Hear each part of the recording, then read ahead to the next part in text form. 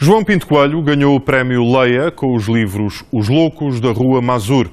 O romance parte de um episódio, um massacre de judeus levado a cabo por polacos. A SIC acompanhou João Pinto Coelho para conhecer melhor a história desse 10 de julho de 1941.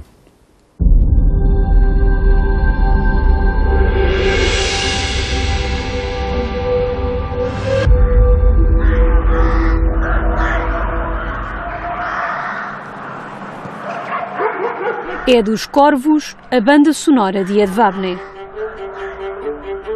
Na cidade do nordeste da Polónia, as aves que andam em bandos representam, e bem, a dicotomia do lugar.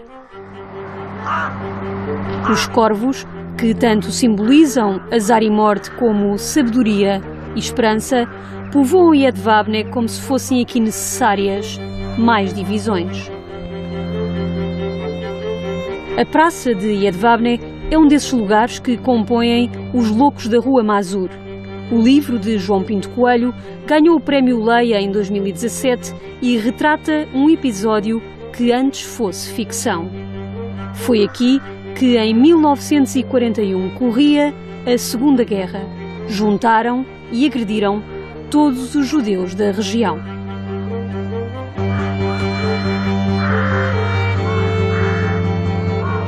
Foi em julho, estava muito calor, fazia muito calor neste lugar e estavam concentrados centenas deles até serem depois levados por outro caminho até o sítio onde vieram a morrer. Hoje, a que era do mercado chama-se Praça João Paulo II e Jedwabne, que encontramos quase deserta e ao som de um hino de Fátima, está repleta de símbolos cristãos, vazia de sinais judaicos. João Pinto Coelho regressa a Jedwabne sem nunca cá ter estado.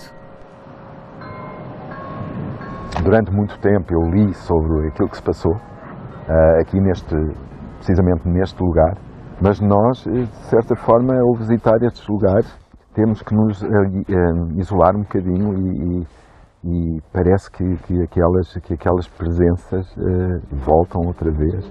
Todas aquelas imagens que nós construímos ao longo da investigação, parece que nos assaltam outra vez. A 10 de julho de 1941, os judeus foram encaminhados até ao celeiro que aqui existia. O espaço foi depois trancado. Atearam-lhe fogo. Lá dentro, homens, mulheres e crianças foram queimados vivos. Por ter acontecido em plena Segunda Guerra, o extermínio de judeus em Jedwabne foi durante décadas atribuído às tropas de Hitler. Mas no início do novo século, pela voz do historiador Jan Gross, a verdade foi reposta. Gross, que nasceu na Polónia, conta no livro Vizinhos que nesse infeliz dia de verão, pelo menos 40 homens, polacos, habitantes de Jedwabne, levaram a cabo o pogrom. Em 2001, na passagem dos 60 anos sobre o massacre, o presidente da Polónia teve uma atitude inédita. Jako człowiek, jako obywatel, jako prezydent Rzeczypospolitej Polskiej przepraszam. Przepraszam w imieniu swoim i tych Polaków, których sumienie jest poruszone tamtą zbrodnią. Entre as dezenas presentes, nem habitantes de Jedwabne, nem um só representante do episcopado polaco. No memorial desapareceu a referência aos nazis, mas a verdadeira assunção da culpa não chegou a ficar escrita. O envolvimento polaco ficou, ainda assim, registado.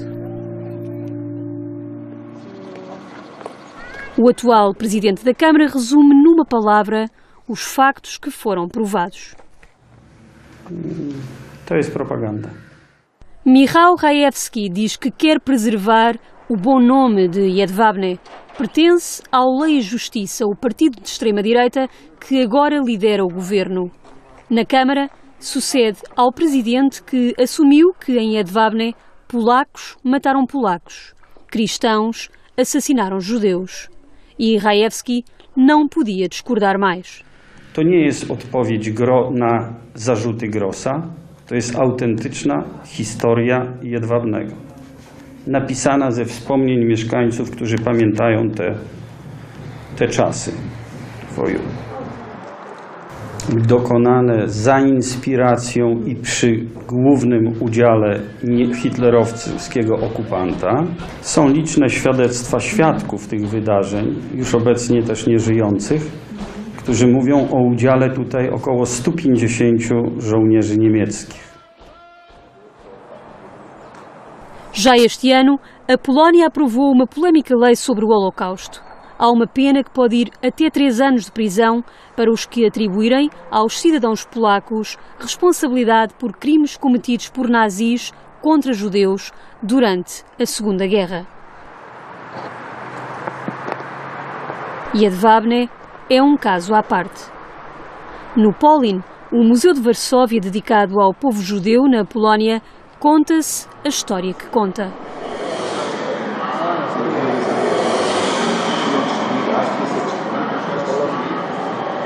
João Pinto Coelho já sabe que em Jedwabne o massacre de 10 de julho não vem nos livros da escola. Os mais novos repetem o que ouvem dos pais e a memória poderá omitir os factos.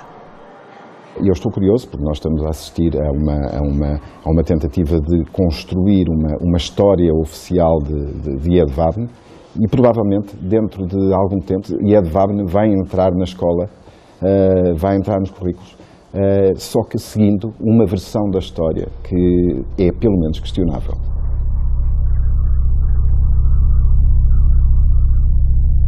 Nos Loucos da Rua Mazur, João criou personagens e adaptou cenários. O celeiro é no livro um manicômio e a loucura só representa a verdade. Eu tenho uma grande aversão relativamente à tentativa de criar, de construir uma história oficial de um país, sobretudo quando isso assenta na privação da liberdade de expressão. E, portanto, receio que realmente, dentro de algum tempo, se vá construindo essa verdade, que é uma verdade alternativa. E eu receio que isso realmente cause temor nas pessoas. E esse clima de medo, de receio, é intolerável. João chega aqui após o primeiro impacto em Jedwabne. A cidade, que é palco dos Loucos da Rua Mazur, não é uma só vez referida ao longo de todo o romance. Eu queria falar da universalidade do mal e aquilo que se passou em Jedwabne passou-se em 1000 outros lugares. Portanto, eu preferi não falar especificamente nesta cidade de Jedwabne, mas sim inspirar-me nos acontecimentos que aí ocorreram em 10 de julho de 1941.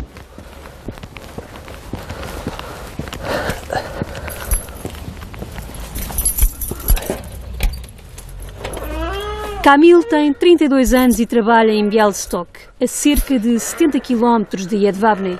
Há uns meses, o animador cultural decidiu criar, nesta antiga escola primária, uma mini-biblioteca. Nasceu nesta aldeia. Dos responsáveis locais, recebeu a autorização para usar a Casa do Povo. This writer writes some about local history, the Jewish history, write about pogrom in Jedwabne, this is very important books. São para já apenas 20. Na biblioteca de Kamil só cabem obras sobre os judeus e a história do Holocausto. Sem apoio financeiro, espera receber mais livros, donativos impulsionados pela exposição mediática. Mam nadzieję, żeby niektórzy się dowiedzieli, że po prostu należy o tym mówić, że nie należy się tego wstydzić, bo nie mamy wpływu na to, co było kiedyś, ale mamy wpływ na to, co jest teraz, co robimy z tą pamięcią o Żydach z Jedwabnego. De João Pinto Coelho já recebeu 2, os únicos que o autor escreveu, ambos com a Polónia em fundo. Para o também professor de artes visuais, é uma honra ter 2 exemplares nas mãos de quem dá o exemplo. A importância começa logo pela coragem de abrir uma biblioteca com este tema, neste lugar. É uma satisfação enorme, até pelo significado que tem. Será coragem, Kamil? No, I think it's very simple thing for me. You know, this is not big deal. Pleasure in my side when I have your books. So like this, I'm sorry, my English. So, no i mam ciche nadzieję, że będzie to w przyszłości pokaźna biblioteka związana z literaturą, na przykład Holokaustu, bo skoro jakby od Jedwabnego wyszła taka dyskusja w całej Polsce i Jedwabne jest nakreślone jako miasto zła i tak dalej, to dlaczego o tym tutaj nie rozmawiać i dlaczego stąd ma nie iść jakiś sygnał pozytywny? Mas o tema não é pacífico. Tłumaczyć, o co chodzi w takim zebraniu tutaj na Drwanie. No tak, właśnie mówię, ale nie chcę wierzyć, że chcę dać narzędzia do pracy, żeby stworzyć bibliotekę, a nie, że tutaj kogoś oczerniać czy nie oczerniać, tak po prostu. A visita à antiga escola com jornalistas por perto não resultou em Jedwabne. O passado ainda pesa e poucos suportam o fardo. A biblioteca sobre o Holocausto já não vai ser montada aqui. E é pena porque em Jedwabne a história está a ficar para trás. Como se o passado fosse pretérito que é apenas perfeito. Deutsche, versteht Deutsche, nie?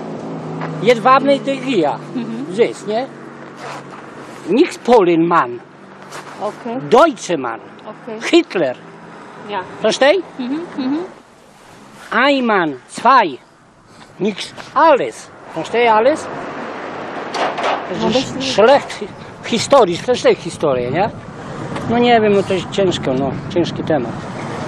No nie wiem, tu nie laik, przykro mi.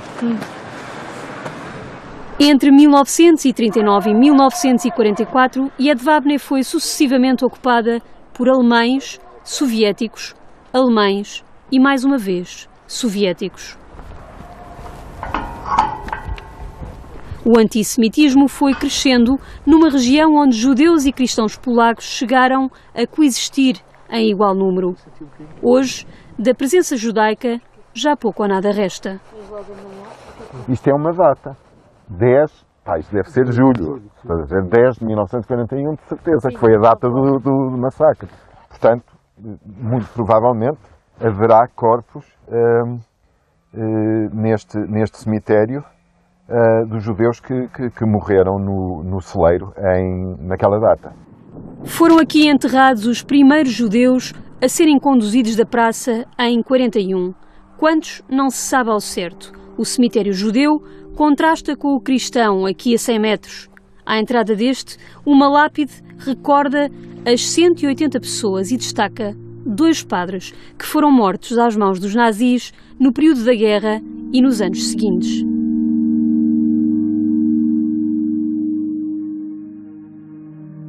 Sobre os que perderam a vida no celeiro, os números não são exatos. Na inscrição que atribui a culpa aos nazis eram referidos 1.600 mortos, mas até hoje não há dados absolutos. Em 2001, uma exumação revelou a existência de pelo menos 340 cadáveres. O processo parou ao fim de 5 dias, a pedido da comunidade judaica na Polónia, que invocou razões religiosas.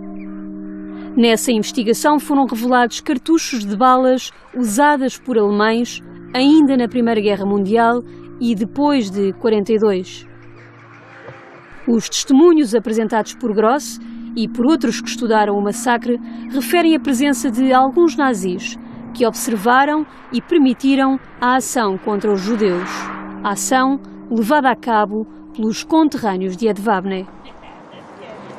A Polónia, o país que mais pessoas tem na lista dos justos entre as nações, aqueles que de uma forma ou de outra ajudaram os judeus durante a perseguição nazi, alimenta alguns silêncios. No Museu do Povo Judeu, em Varsóvia, silêncio é sinal de respeito. Expõem-se aqui as chaves encontradas junto aos restos mortais descobertos no processo de exumação. Os que saíram de casa tencionavam lá voltar. Jedwabne palavra polaca para seda terá de usar o tato para lidar com a verdade, que faz parte da história, mesmo se nos desligarmos dela.